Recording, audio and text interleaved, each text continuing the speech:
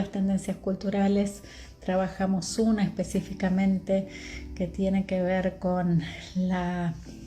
inmersión a la que hice referencia ayer, con estas nuevas formas narrativas emergentes que nos abrazan, que nos rodean, que nos permiten habitar historias en sucesivos niveles de análisis. Y hoy quiero recoger, enfocarme, concentrarme en otra tendencia que está totalmente conectada con la anterior y que tiene que ver con la alteración, justamente pensando en las formas narrativas. Y acá quiero hacer referencia a una situación que ya conté en otras oportunidades, incluso escribí sobre esto, pero que para mí sigue siendo clara a la hora de ubicar en mi propia vida y en mi propia construcción como docente ese momento en el que empieza a aparecer la idea de alteración como una idea importante para pensar didácticamente. Y no la encontré en un libro, quiero decir, no la encontré en un libro de didáctica, la encontré específicamente en una serie de televisión que imagino que muchos de ustedes habrán visto, que es Lost o Perdidos, como se llamó también. Lost, esta serie que ya tiene bastantes años, pero que en su momento nos apasionó con la situación de este accidente aéreo que se produce en una isla y cuyos sobrevivientes empiezan a reconocerse en esa isla, a tratar de llevar adelante en esa situación tan difícil la vida, pero en una isla que era rara, que siempre fue rara, donde de repente teníamos en una isla tropical osos polares o un humo que nunca terminamos de entender de qué se trataba. Pero además esos sobrevivientes empezaron a ser parte de nuestra vida en unas situaciones que se llaman técnicamente de flashback, que miran hacia atrás, donde nos contaban quiénes eran antes de que este accidente se produjera, con todo lo que eso significaba. Y eso duró varias temporadas, pero además en un momento la serie nos sorprendió. Yo digo, fue uno de los días más emocionantes de mi vida, cuando mientras esperábamos el flashback, lo que ocurrió fue que nos empezó a presentar una serie de flash forwards, empezó a mirar hacia el futuro. Yo suelo contar que miraba ese capítulo con mi hijo y cuando esto pasó decía, es el futuro, no es el pasado, pensando que ahí iban a aparecer muchos otros elementos que nos ayudaran a esa comprensión que nos generaba tanta pasión. Millones de personas discutiendo en las redes sobre Lost, escribiendo libros incluso sobre Lost, haciendo una Lostpedia, haciendo líneas de tiempo para tratar de entender. Pero justamente esto, un fenómeno que en la complejidad de esa construcción narrativa no llevaba hacia atrás, no llevaba hacia adelante, y en un momento, además, como si esto fuera poco, nos empezó a ofrecer tiempos paralelos, desdoblamientos, que era de nuevo tan difícil de entender que la gente colaboraba para tratar de entenderlo, construyendo diagramas, haciendo líneas de tiempo, compartiendo, generando interrogantes. Yo digo, eso que queremos que pase en nuestras clases, ¿no? Despertar a partir de interrogantes que no tienen respuestas fáciles, una pasión por entender y por colaborar para entender. Pensando en esto que traía Lost, empecé a trabajar en la idea de formas alteradas, donde ayer hablábamos de la secuencia lineal progresiva, las cosas dejan de ser primero esto, después esto, después esto, después esto, y empieza a ser, por ejemplo, una propuesta que va a los saltos, por ejemplo, una propuesta que se abre y que se despliega en líneas diferentes, y donde uno puede seguir por un camino, pero también puede ir por otro. Y la pregunta que se me abrió, y fue una pregunta completamente didáctica, es ¿por qué no esto en clase? Y la respuesta fue rápida, Sí, podemos hacer esto en clase, podemos pensar clases que tengan más de un recorrido, que peguen saltos, que vayan para adelante, que vayan para atrás, que además salgan al patio, que además vuelvan a la primera clase, que nos permitan reconstruir todo y pensar escenarios de futuro, pero donde además no hay ninguna razón para que todos tengamos que estar haciendo lo mismo al mismo tiempo y podemos ofrecer diferentes caminos. Hay muchísimas otras series que empezaron a jugar con esto. Por supuesto, también hay ejemplos increíbles en la literatura. Y por supuesto, esto también tiene que ver con lo que hacen nuestros estudiantes cuando videojuegan, donde pueden elegir un mundo u otro, y en ese mundo puede ser un calor tremendo y haber una sequía en ciernes, o puede ser en la Antártida. La posibilidad de elegir recorridos. Y cuando empezamos a jugar con esto en clase, advertimos que traía mayor riqueza, que había estudiantes que decían: yo prefiero elegir bocetar antes que estar 2 horas haciendo un análisis súper riguroso de este texto, pero eso lo puedo hacer más adelante, o eso lo puede hacer mi compañero y me lo puede contar, mientras yo con eso que me cuenta genero un prototipo para un proyecto. Y entonces ahí se empiezan a jugar otras cosas en la escena, y la principal es que nuestros estudiantes pueden elegir caminos, pero no caminos individuales que además alienten formas, no sé, de competencia, lo último que queremos. Esas elecciones se pueden hacer grupalmente, puede haber equipos que vayan por un camino y otros que vayan por otro, y después en algún momento se van a encontrar y eso se va a enriquecer en una trama de colaboración. Por supuesto, esto nos lleva al plano de lo experimental, ¿no? Porque cada vez que decimos, bueno, vamos a trabajar con formas alteradas, bueno, eso implica salir como de la tradición heredada, eso implica salir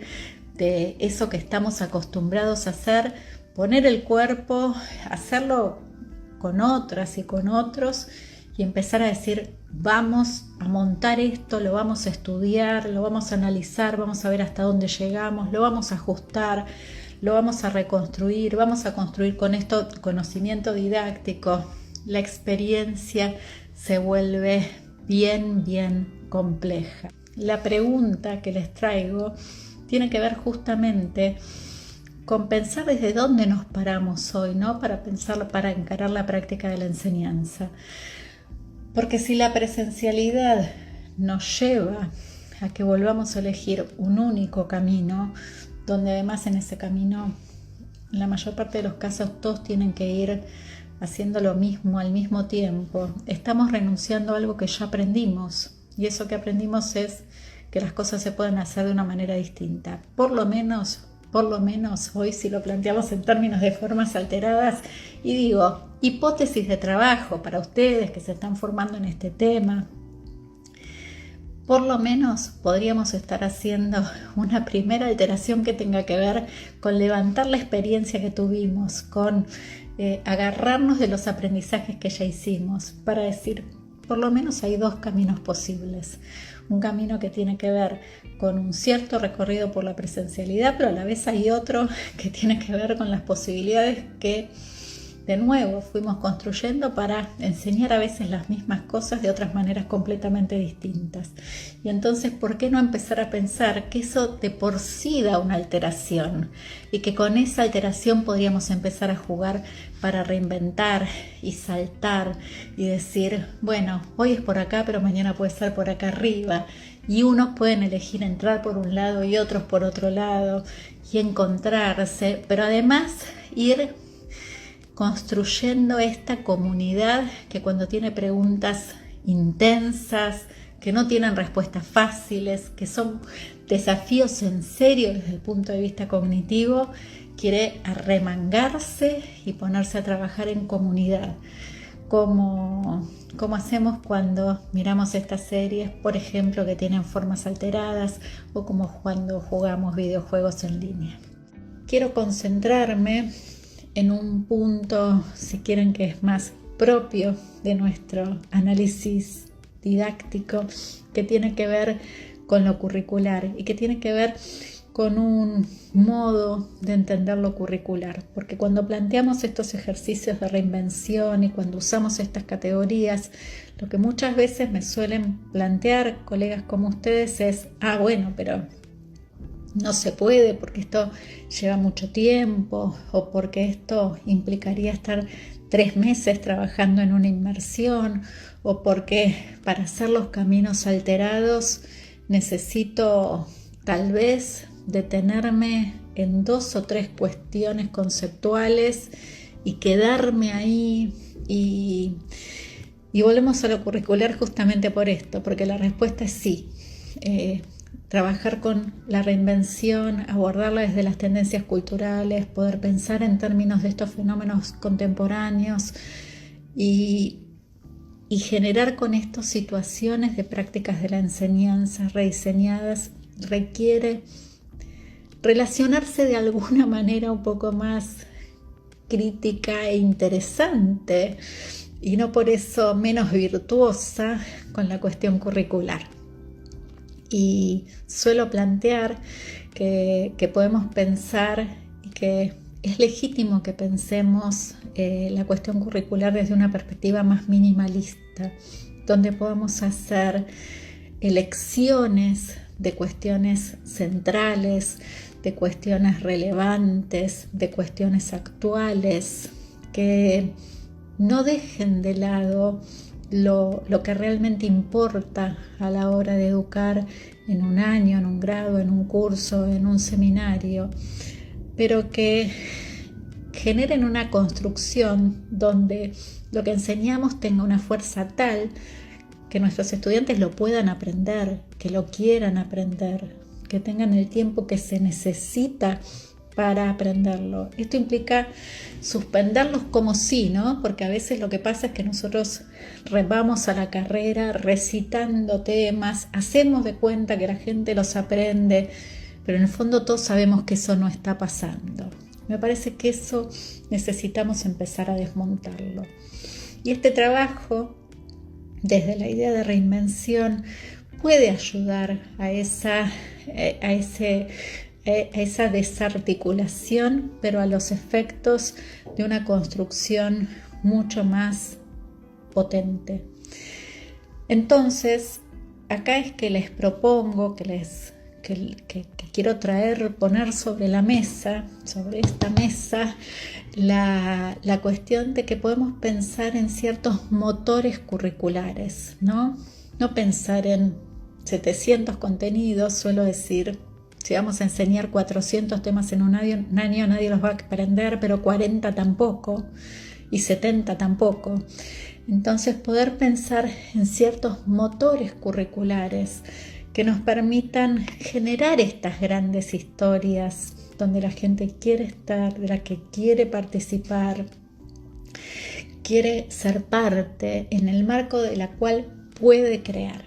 ¿Y qué es un motor curricular? Motor curricular recupera, no es una gran novedad, recupera ideas que van desde la escuela nueva hasta la psicología cognitiva, la didáctica crítica, Paulo Freire, pero bueno, con todo respeto, remozadas con esta idea de motor curricular. Un motor curricular es una gran historia de la que yo quiero ser parte, y porque quiero ser parte puedo empezar ahí a jugar con procesos de inmersión, de alteración o cualquier otro que a ustedes se les ocurra. Un motor curricular tiene que ver con pensar que una escuela rural puede trabajar con el abordaje de un problema de la comunidad que tiene que ver, por ejemplo, con una contaminación a través de las plagas. Tiene que ver con pensar que una escuela secundaria puede trabajar en un escenario donde en un pueblo en el que está la escuela haya enfermedades virales cero. Tiene que ver con pensar que una escuela primaria puede trabajar en la recuperación del acervo cultural de 3 generaciones que vivieron en un determinado territorio. Y ese motor curricular es el que sostiene la producción, es el que sostiene la ideación, es el que sostiene el prototipado, es el que sostiene el desarrollo de intervenciones y es el que sostiene que nuestros estudiantes quieran aprender y quieran entender porque quieren ser parte de esa historia, que es una historia que no solamente es un buen relato, sino que es un relato de intervención respecto de la vida de una comunidad. Y dice Freire, si el educador es quien sabe y si los educandos son los ignorantes, entonces le cabe al primero dar, entregar, llevar, transmitir su saber a los segundos. Saber que deja de ser un saber de experiencia realizada para ser un saber de experiencia transmitida. No es de extrañar, pues, que en esta visión bancaria de la educación, los hombres sean vistos como seres de la adaptación, del ajuste. Cuanto más se ejerciten los educandos en el archivo de los depósitos que les son transferidos, tanto menos desarrollarán en sí la conciencia crítica de la que resultaría su inserción en el mundo como transformadores de él. Dice Freire más adelante, la educación liberadora, problematizadora, ya no puede ser el acto de depositar, de narrar, de transferir o de transmitir conocimientos y valores a los educandos, meros pacientes, como lo hace la educación bancaria, sino ser un acto cognoscente. Y acá ya voy terminando. Es así como, mientras la práctica bancaria, como recalcamos, implica una especie de anestésico, no se arregla con tecnología, no se arregla porque le pongamos una aplicación, no se arregla porque hagamos con eso un podcast y un video, no se arregla. Así como mientras la práctica bancaria, como recalcamos, implica una especie de anestésico, inhibiendo el poder creador de los educandos, la educación problematizadora de carácter auténticamente reflexivo implica un acto permanente de descubrimiento de la realidad, de ir a la realidad, a mirarla con esta mirada problematizadora, y busca la emersión de las conciencias de la que resulta su inserción crítica en la realidad. Un párrafo más. Cuanto más se problematizan los educandos como seres en el mundo y con el mundo, se sentirán mayormente desafiados. Tanto más desafiados cuanto más obligados se vean a responder al desafío. Desafiados comprenden el desafío en la propia acción de captarlo. Sin embargo, precisamente porque captan el desafío como un problema en sus conexiones con otros, en un plano de totalidad y no como algo petrificado, la comprensión resultante tiende a tornarse crecientemente crítica y por esto cada vez más desalienada. A través de ella, que provoca nuevas comprensiones de nuevos desafíos, que van surgiendo en el proceso de respuesta, se van reconociendo más y más como compromiso. Es así como se da el reconocimiento que compromete. Qué maravilla, ¿no? La educación como práctica de la libertad.